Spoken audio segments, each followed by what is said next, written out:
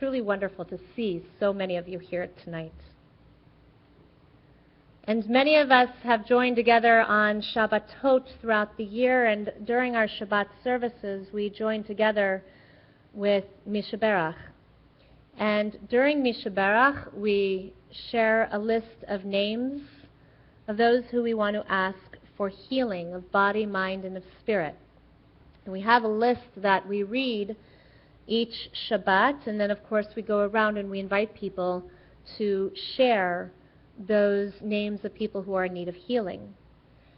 So over this past year, on the Mishaberach list, you might recall a name that has been recited, the name of Sam Summer. This is a 7-year-old boy. He's the son of colleagues of mine and also friends, Rabbis Michael and Phyllis Summer. Sammy has leukemia. For the past year, he has been through many rounds of chemotherapy in order to help rid his body of this disease.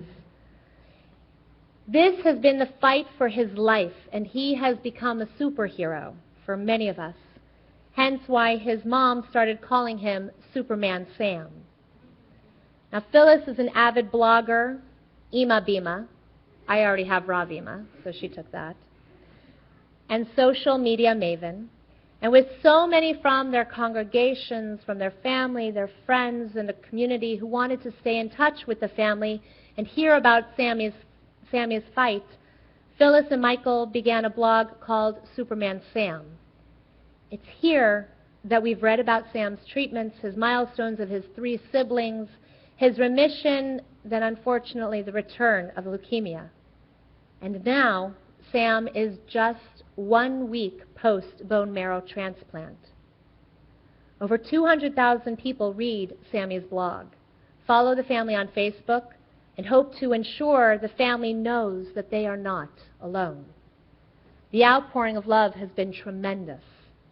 But why would anyone want to put all of this out there for over 200,000 people to follow and comment on during what can be a very stressful and intimate time in a family's life?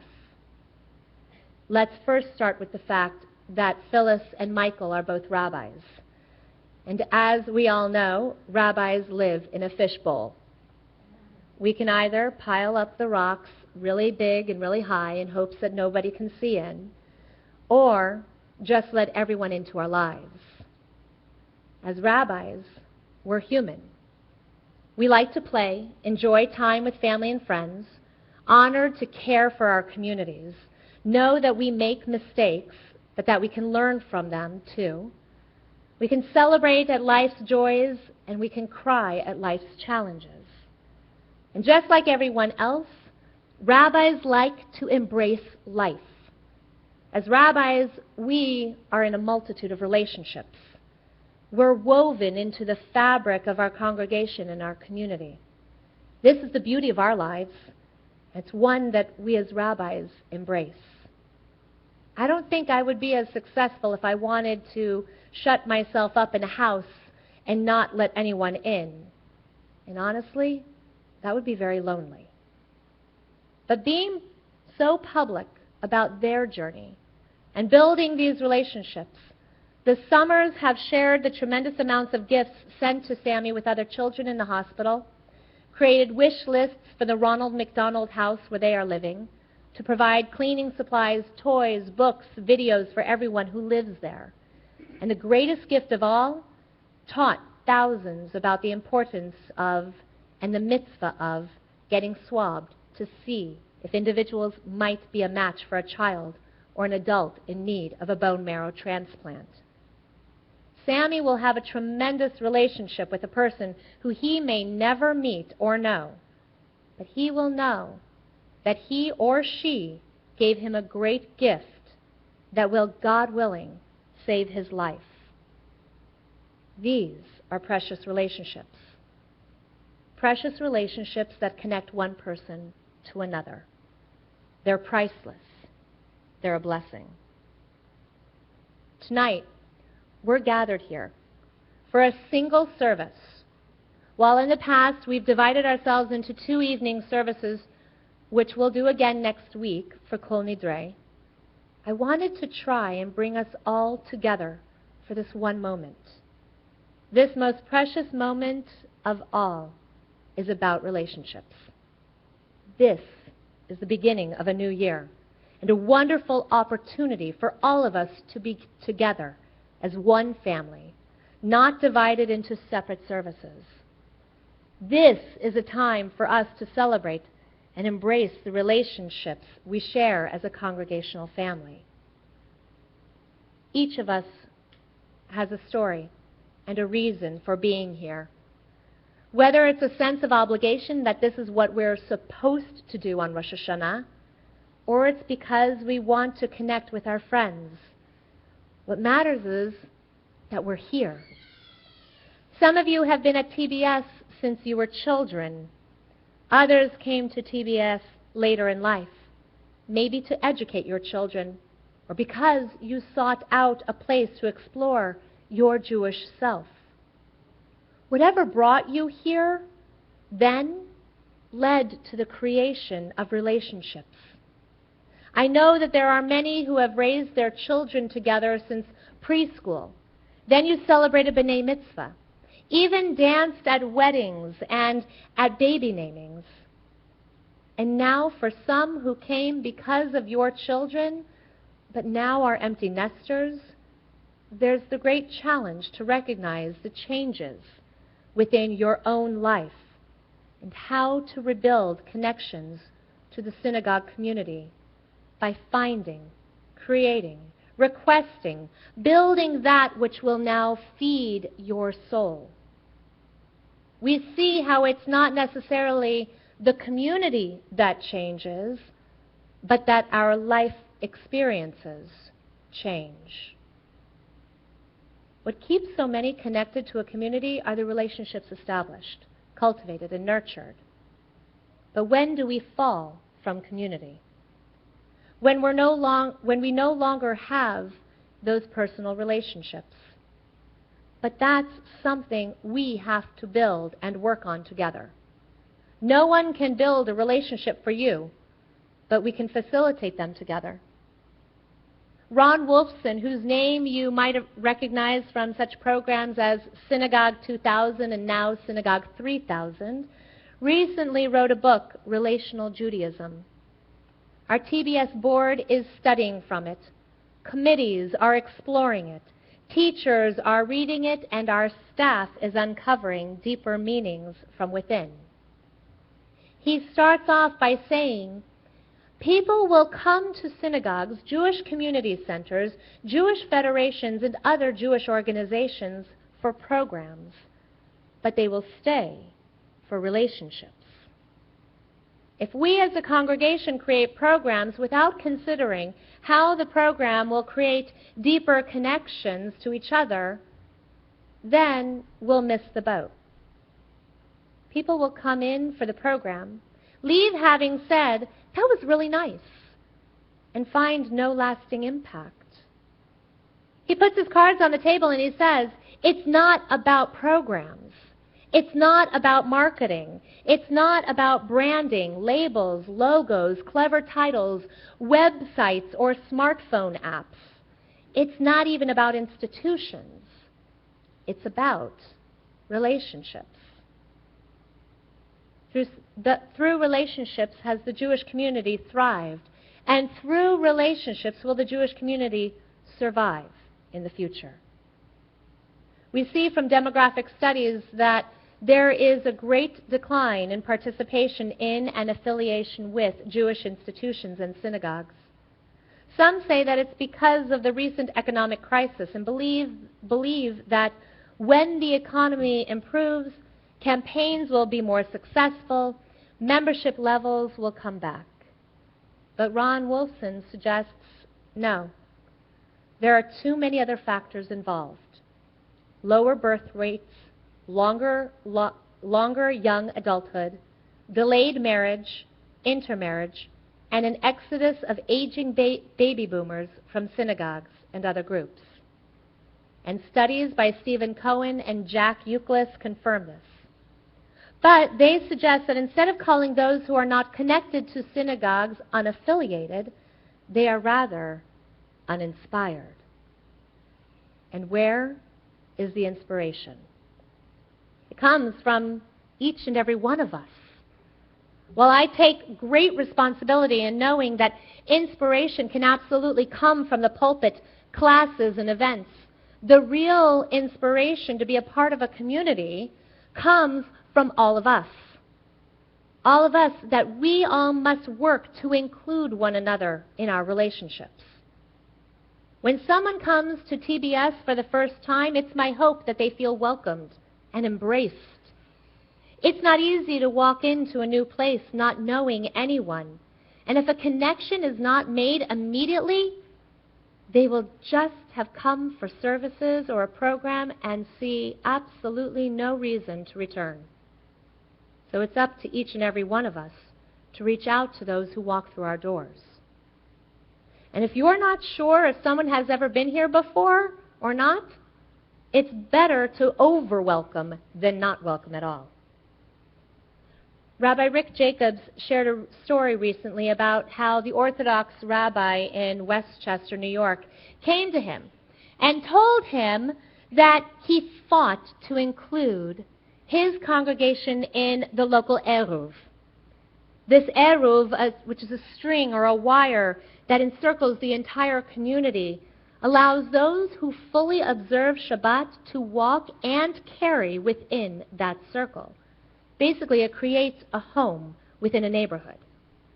When the Orthodox rabbi's colleagues asked him why he believed this Reform congregation should be included in this Eruv, he simply said, because I have a relationship with the rabbi and many of his congregants, and we should all be able to celebrate with one another, even if it's on Shabbat. It was his vision to create a larger circle of Jewish life and relationships. How then do we redraw lines to include those who might not be in our circles and bring them in so they can be a part of our relationships? How can we be more inclusive? It starts by sharing our stories. From Torah to Talmud, yes, even to using puppets. We love stories.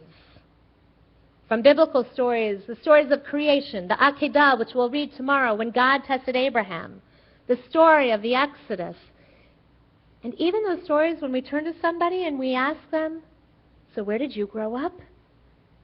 And when we meet another Jew, that's that very first question. Where'd you come from? And of course, then the second question after that is, oh, hey, do you know? Jewish geography at its best. I'm honored when I sit with a family at a most difficult time, when we prepare for a funeral. And the stories, they start to pour forth like water. But we shouldn't wait until the end of life to share our stories. We should be willing to share them now, building our relationships and our connections with one another. Well, it is truly amazing to see everyone here tonight. It's hard to develop deep, meaningful relationships with every single person at one time. The relationships need to be built one at a time and need to be developed in a deep and a rich manner. While we call ourselves a congregational family, we need to know each other's stories and what inspires each other. But this relationship building has to go two ways. Judaism is not transactional. While yes, in order to exist we rely on membership and dues, the relationship goes beyond having a rabbi on call, Shabbat and holy day services, and educating our children and ourselves. The relationship is about creating the next steps of our Jewish journey.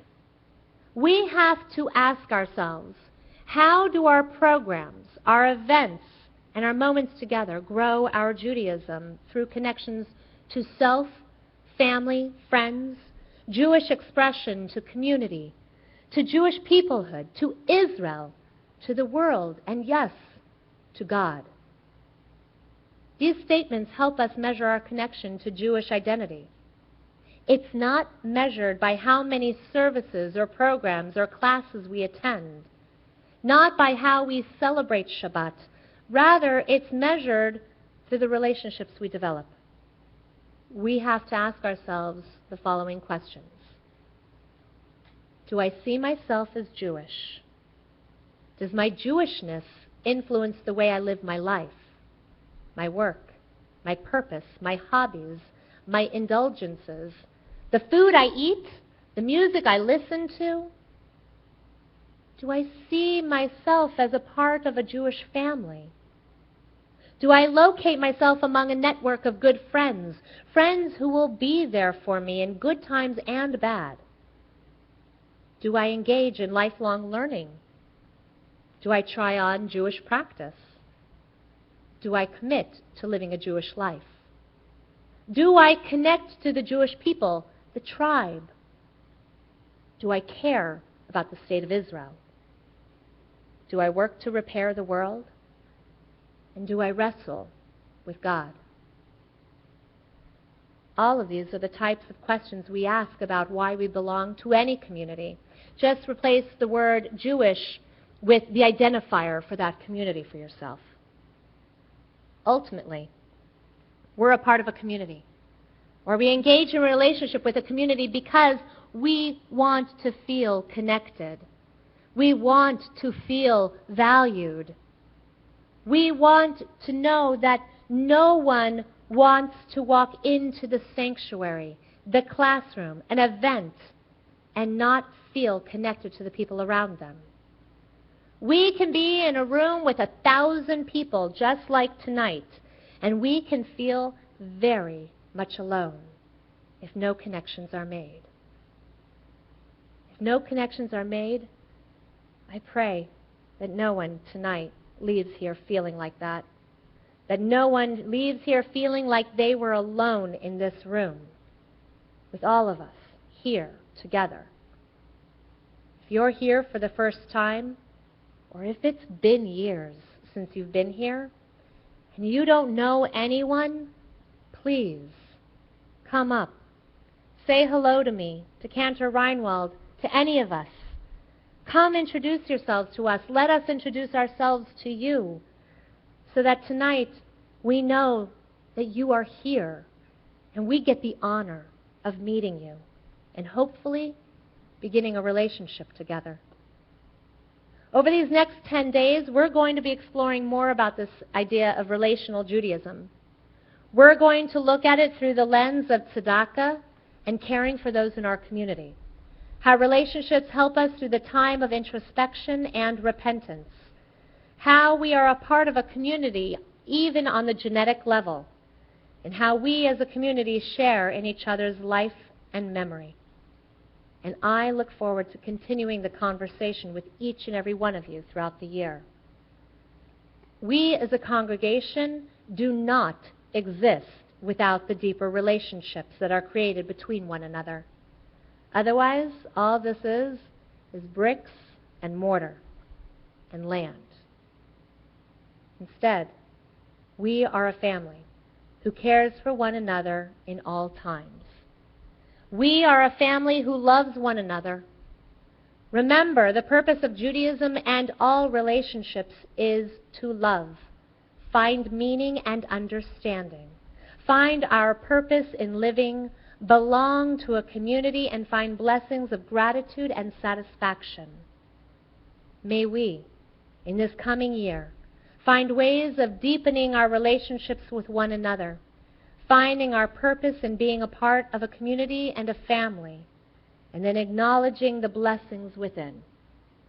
This is the next part of our journey together, building lasting, loving, and living relationships for today and for our future. And let us say, Amen.